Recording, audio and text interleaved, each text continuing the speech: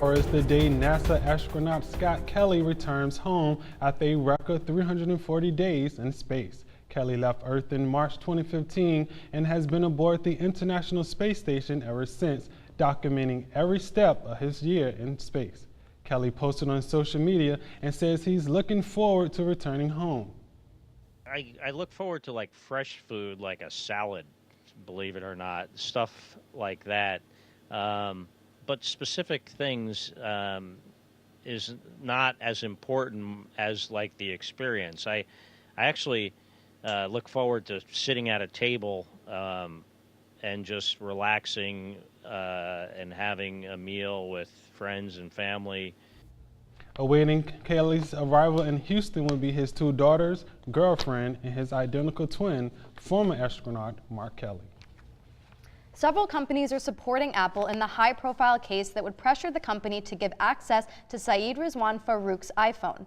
Farouk is one of the shooters in the San Bernardino massacre. Microsoft, Google, and Twitter all plan to file in court in support of Apple's decision to not comply with the court-issued order. Facebook has started the long-awaited use of reactions, a set of 5 emojis to express love, laughter, happiness, sadness, anger. Users, however, won't see the emojis directly on their mobile screens. A long press on the like button will do the trick. Facebook said it carried out a year-long research study that included focus groups and surveys to determine what types of reactions people would want to use most. DC's new streetcar system begins its first work week of service after many delays and cost overruns. Heather Wilson reports from the grand opening. DC launches the H Street Benning Road line, the first streetcar service to run in the city in more than 50 years. The opening drew a festive crowd who showed their support for the streetcar's return. Former DC resident Frank Ronan recalled the days of the old streetcars in the city. I'm glad they're coming back. I grew up riding streetcars in DC.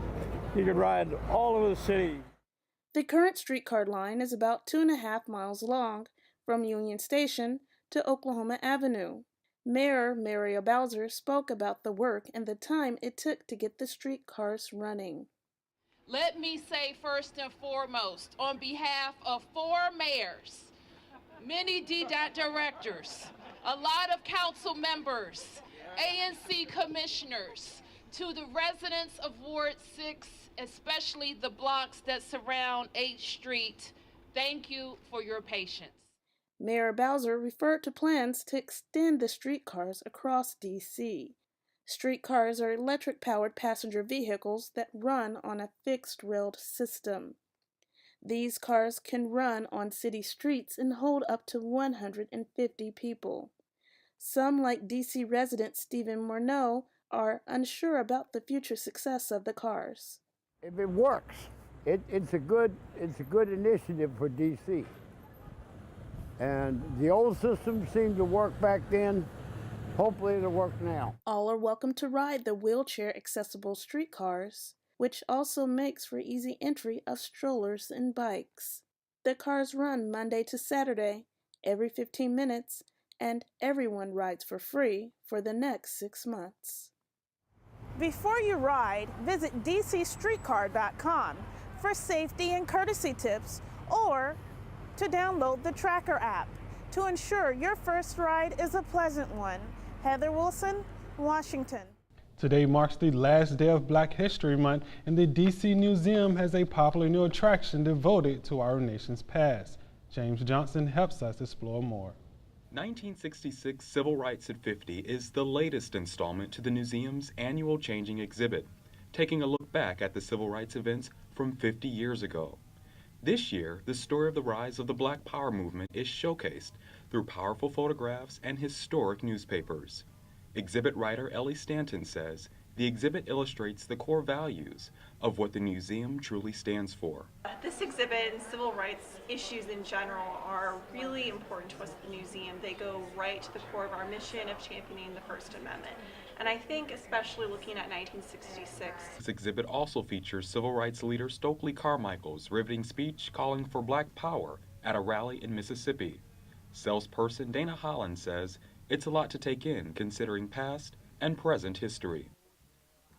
The other thing that I noticed as I came in were the white people with their signs of white power, and the thought that went through my mind was, can you imagine if that were a relative of yours, and to be on the wrong side of a fight like that just gives you pause. And then that made me think of our present day political race and some of the racism that seems to be interwoven in a lot of the political debates going on. Other pivotal events covered include Reverend Martin Luther King's fight against segregation and inequalities in the North.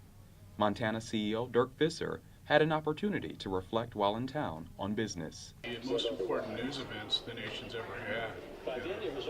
Certainly a defining moment in our nation's history, a point that was long overdue, and has proven to be again, just one of the great events in American history. Museum staff tells me that the 1996 exhibit here at the museum will remain here until 2017, and then next year, 1977, will be dedicated to Black History Month. James Johnson, Washington. Local Academy Award winner Russell Williams looks at the lack of diversity in the Oscars. Stay right there, we'll be back after the break.